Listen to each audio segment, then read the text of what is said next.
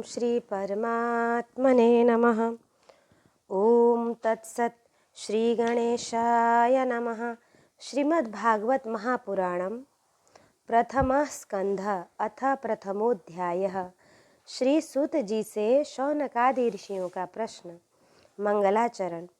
जन्मादस्य यतुन्वयादितरतश्चार्थे स्वभिज्ञ स्वराट् तेने ब्रह्महृदाय आदिकवये मुह्यन्ति यत् सूरयः तेजो वारिमृदां यथा विनिमयो यत्र त्रिसर्गो मृषा धाम्ना स्वेन सदा निरस्तकुहकं सत्यं परं धीमहि।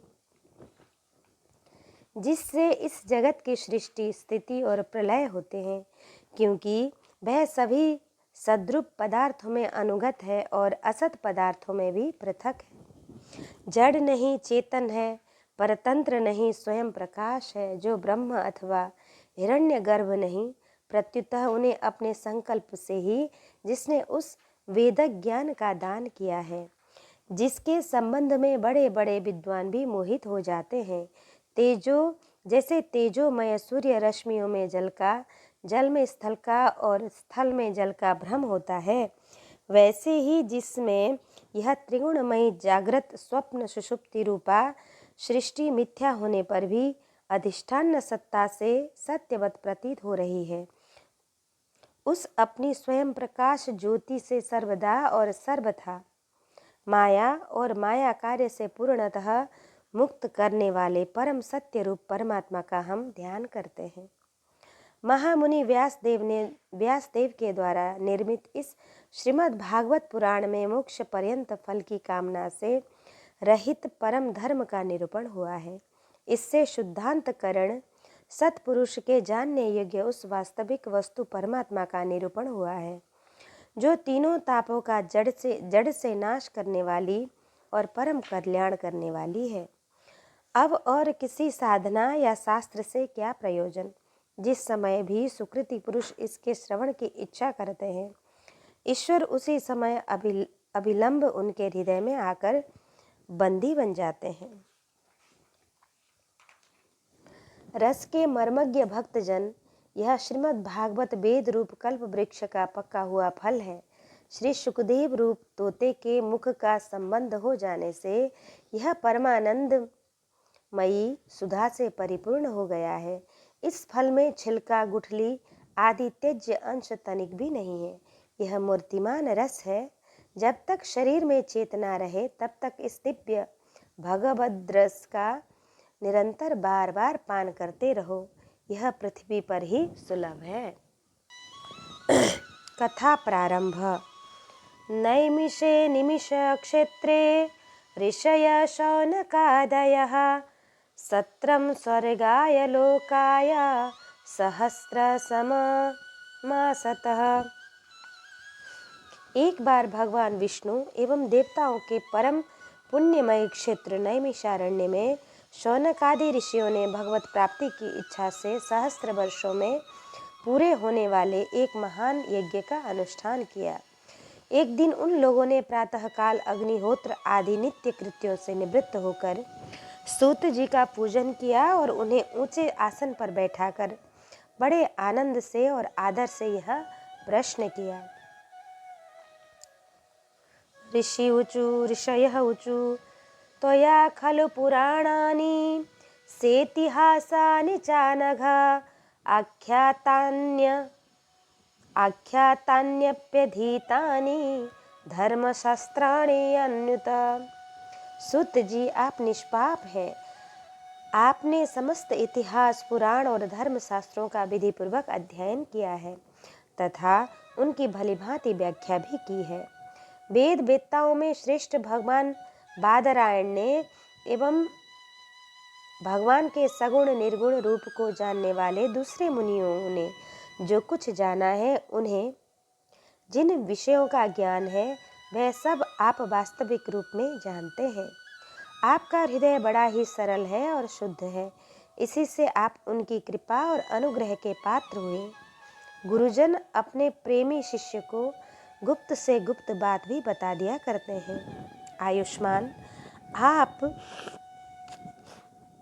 कृपा करके यह बतलाइए कि उन सब शास्त्रों, पुराणों और गुरुजनों के उपदेशों में कलियुगी जीवों के परम कल्याण का सहज साधन आपने क्या निश्चय किया है?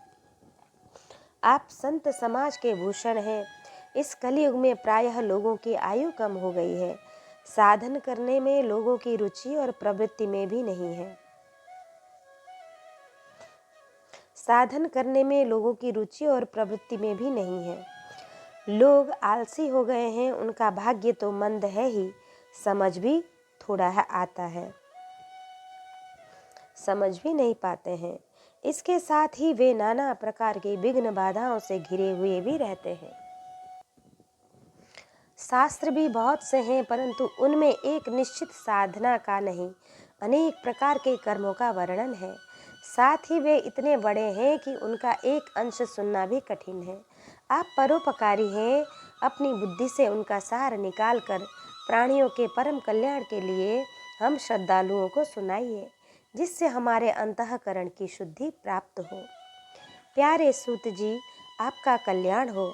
आप तो जानते ही हैं कि यदुवंशियों के रक्षक भक्त वत्सल भगवान श्री कृष्ण वसुदेव की धर्म पत्नी देवकी के गर्भ से क्या करने की इच्छा से अवतीर्ण हुए थे। हम उन्हें सुनना चाहते हैं। आप कृपा करके हमारे लिए उसका वर्णन कीजिए, क्योंकि भगवान का अवतार जीवों के परम कल्याण और उनकी भगवत प्रेममयी समृद्धि के लिए ही होता है। यह जीव जन्म मृत्यु के घोर चक्र में पड़ा हुआ है। इस स्थिति में भी यदि वह कभी भगवान के मंगलमय नाम का उच्चारण कर ले तो उसी क्षण उससे मुक्त हो जाए, क्योंकि स्वयं वह भी भगवान से डरता है। सूत जी परम विरक्त और परम शांत मुनिजन भगवान के श्री चरणों की शरण में रहते हैं। अतएव उनके स्पर्श मात्र से संसार के जीव तुरंत पवित्र हो जाते हैं। इधर गंगा जी के जल का बहुत दिनों तक सेवन किया जाए तब कहीं पवित्रता होती है। ऐसे पुण्यात्मा भक्त जिनकी लीलाओं का गान करते रहते हैं, उन भगवान का कलिमल हरणी पवित्र यश भला आत्मशुद्धि की इच्छा वाला ऐसा कौन मनुष्य होगा जो श्रवण न करे। वे लीला से ही अवतार धारण करते हैं।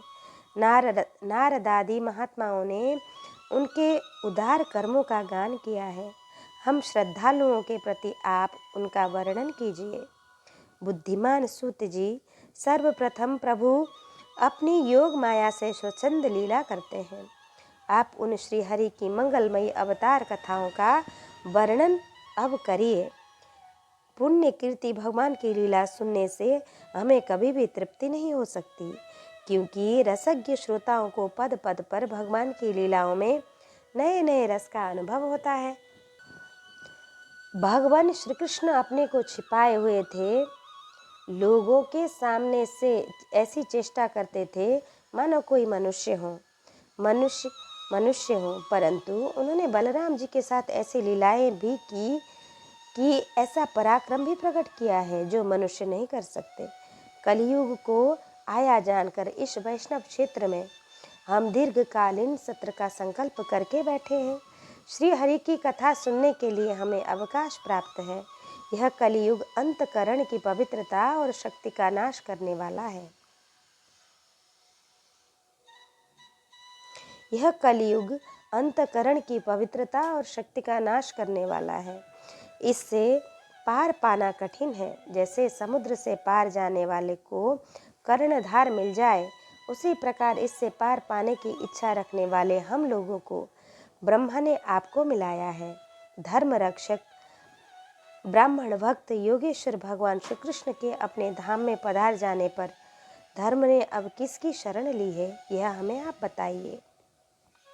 इति श्रीमद् भागवते महापुराणे पारमहंसायां संहितायां प्रथमस्कंधे नैमिषीयोपाख्याने प्रथमोऽध्यायः। कृष्णाय वासुदेवाय हरये परमात्मने प्रणतक्लेशनाशाय गोविन्दाय नमो नमः। अथ द्वितीयोऽध्यायः। भगवत कथा और भगवत भक्ति का महात्म्य। व्यास उवाच इति संप्रश्न संहृष्टो विप्राणां रौमहर्षणिः प्रतिपूज्य वचस्तेषां प्रवक्तुमुपचक्रमे। श्री व्यास जी कहते हैं, शौनक आदि ब्रह्मवादी ऋषियों के ये प्रश्न सुनकर रोमहर्षण के पुत्र उग्रश्रवा को बड़ा ही आनंद हुआ। उन्होंने ऋषियों के इस मंगलमय प्रश्न का अभिनंदन करके कहना प्रारंभ किया। सूत उवाच यं प्रव्रजन्तमनुपेतमपेतकृत्यं द्वैपायनौ विरहकातराजुहाव पुत्रेति तन्मयतया तरवोऽभिनेदुस्तं सर्वभूतहृदयं मुनिमानतोऽस्मि। जिस समय श्री सुखदेव जी का यज्ञोपवीत संस्कार नहीं हुआ था, सुतराम लौकिक वैदिक कर्मों के अनुष्ठान का अवसर भी नहीं आया था। उन्हें अकेले ही संन्यास लेने के उद्देश्य से जाते देखकर उनके पिता व्यास जी विरह से कातर होकर पुकारने लगे, बेटा बेटा। उस समय तन्मय होने के कारण श्री सुखदेव जी की ओर से वृक्षों ने उत्तर दिया। ऐसे सबके हृदय में विराजमान श्री सुखदेव मुनि को मैं नमस्कार करता हूँ। यह श्रीमद् भागवत अत्यंत गोपनीय रहस्यात्मक पुराण है। यह भगवत स्वरूप का अनुभव कराने वाला और समस्त वेदों का सार है। संसार में फंसे हुए जो लोग इस घोर अज्ञानांधकार से पार जाना चाहते हैं, उनके लिए आध्यात्मिक तत्वों को प्रकाशित करने वाला यह एक अद्वितीय दीपक है। वास्तव में उन्हीं पर करुणा करके बड़े बड़े मुनियों के आचार्य श्री सुखदेव जी ने इसका वर्णन किया है। मैं उनकी शरण ग्रहण करता हूँ। मनुष्य में सर्वश्रेष्ठ भगवान के अवतार का नर नारायण ऋषियों को, सरस्वती देवी को और श्री व्यास देवी जी को नमस्कार करके तब संसार और अंतःकरण के समस्त विकारों पर विजय प्राप्त करने वाले इस श्रीमद् भागवत महापुराण का पाठ करना चाहिए। ऋषियों, आपने संपूर्ण विश्व के कल्याण के लिए यह बहुत सुंदर प्रश्न किया है, क्योंकि यह प्रश्न श्री कृष्ण के संबंध में है और इससे भलीभांति आत्मशुद्धि होती है। मनुष्य के लिए सर्वश्रेष्ठ धर्म वही है जिससे भगवान श्री कृष्ण में भक्ति हो। भक्ति भी ऐसी जिसमें किसी प्रकार की कामना ना हो और जो नित्य निरंतर बनी रहे। ऐसी भक्ति से हृदय आनंद स्वरूप परमात्मा की उपलब्धि करके कृतकृत्य हो जाता है। भगवान श्री कृष्ण में भक्ति होते ही, अनन्य प्रेम से उनमें चित्त जोड़ते ही निष्काम ज्ञान और वैराग्य का आविर्भाव हो जाता है। धर्म की ठीक ठीक अनुष्ठान करने पर यदि मनुष्य के हृदय में भगवान की लीला कथाओं के प्रति अनुराग का उदय न हो तो वह निराश्रम ही श्रम है। धर्म का फल ही मोक्ष है।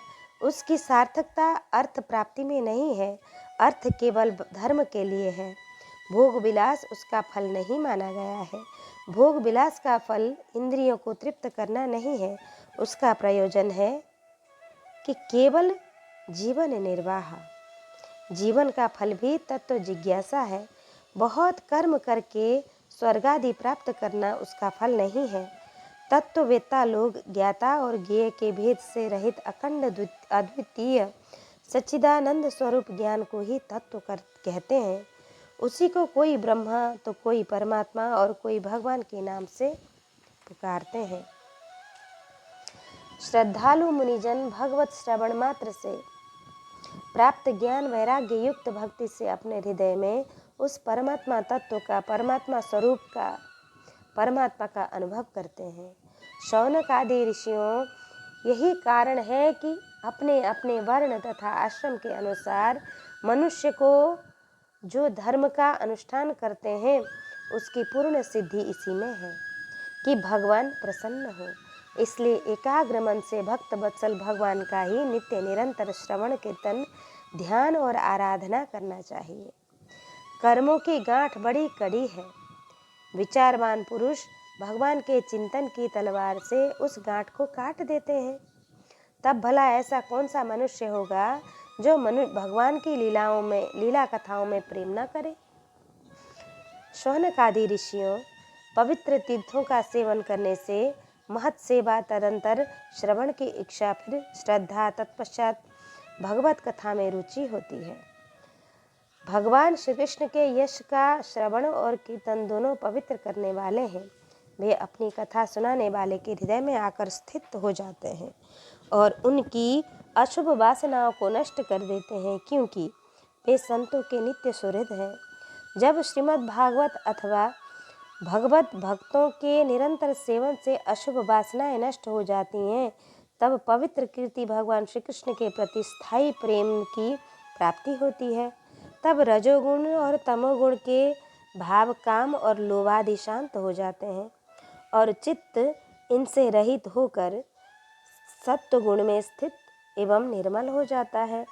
इस प्रकार भगवान की प्रेममयी भक्ति से जब संसार की समस्त आसक्तियाँ मिट जाती हैं, हृदय आनंद से भर जाता है, तब भगवान के तत्व का अनुभव अपने आप हो जाता है।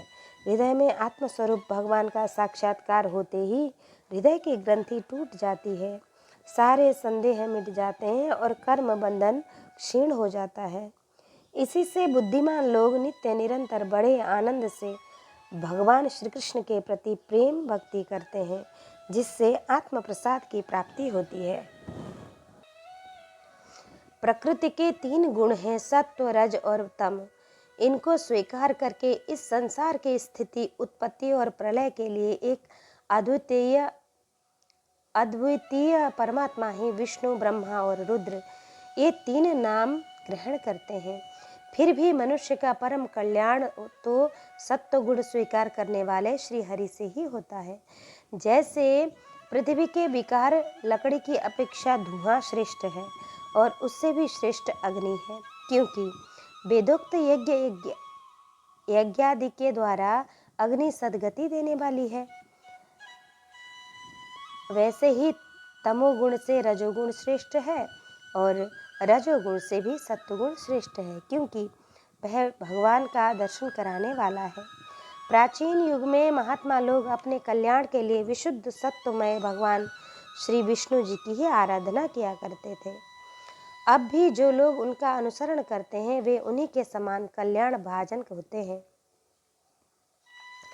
जो लोग इस संसार सागर से पार जाना चाहते हैं, वे यद्यपि किसी की निंदा तो नहीं करते, न किसी में दोष ही देखते हैं, फिर भी घोर रूप वाले तमोगुणी, रजोगुणी, वैर भावादि भूतपतियों की उपासना न करके सत्वगुणी विष्णु भगवान और उनके अंश कला स्वरूपों का ही भजन करते हैं। परंतु जिसका स्वभाव तमोगुणी अथवा रजोगुणी है, वे धन, ऐश्वर्य और संतान की कामना से भूत, पितर और प्रजापतियों की उपासना करते हैं, क्योंकि इन लोगों का स्वभाव उन भूतादि से मिलता जुलता है। वेदों का तात्पर्य श्री कृष्ण में ही है, यज्ञों के उद्देश्य श्री कृष्ण ही है, योग श्री कृष्ण के लिए ही किए जाते हैं और समस्त कर्मों को परिसमाप्ति भी श्री कृष्ण में ही है। ज्ञान से स्वरूप श्री कृष्ण की ही प्राप्ति होती है। तपस्या श्री कृष्ण की प्रसन्नता के लिए ही की जाती है। श्री कृष्ण के लिए ही धर्म का अनुष्ठान होता है और सब गतियाँ श्री कृष्ण में ही समा जाती हैं। यद्यपि भगवान श्री कृष्ण प्रकृति और उसके गुणों से अतीत है, फिर भी अपनी गुणमयी माया से, जो प्रपंच की दृष्टि से है और तत्व की दृष्टि नहीं है, उन्होंने ही सर्ग के आदि में इस संसार की रचना की थी।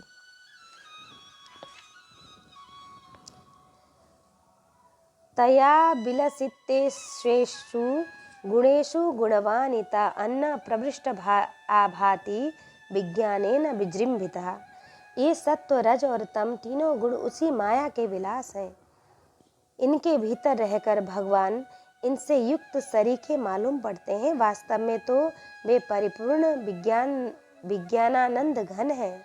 अग्नि तो वस्तुतः एक ही है, परंतु जब वह अनेक प्रकार की लकड़ियों में प्रकट होती है तब अनेक सी मालूम पड़ती है। वैसे ही सबके आत्मरूप भगवान तो एक ही है, परंतु प्राणियों की अनेकता से अनेक जैसे जान पड़ते हैं। भगवान ही सूक्ष्म भूत, तन्मात्रा, इंद्रिय तथा अंतःकरण आदि गुणों के विकारभूत भावों के द्वारा नाना प्रकार की योनियों का निर्माण करते हैं और उनमें भिन्न भिन्न जीवों के रूप में प्रवेश करके उन योनियों के अनुरूप विषयों का उपभोग कराते रहते हैं। वे ही संपूर्ण लोकों की रचना करते हैं और देवता, पशु, पक्षी आदि योनियों में लीलावतार ग्रहण करके सत्वगुण के द्वारा जीवों का पालन पोषण भी करते हैं। इति श्रीमद्भागवते महापुराणे पारमहंस्यां संहितायां प्रथमस्कन्धे नैमिषोपाख्याने द्वितीयोऽध्यायः। कृष्णाय वासुदेवाय हरये परमात्मने प्रणतक्लेशनाशाय गोविन्दाय नमः।